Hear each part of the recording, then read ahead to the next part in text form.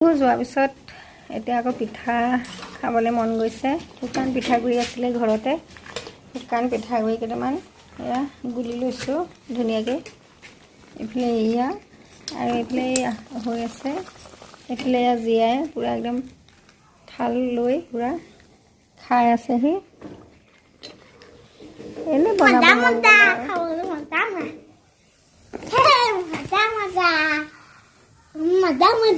পিছৰ পিঠা বনালোঁ একদম এয়া ধুনীয়া কোমল কোমল একদম ধুনীয়াকৈ বনালোঁ।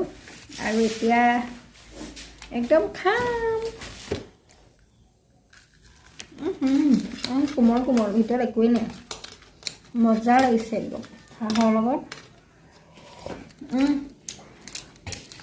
এইফালে ইয়াত জীয়াই খাই আছে আকৌ আমাৰ। মজা নে খাবলৈ? মজা।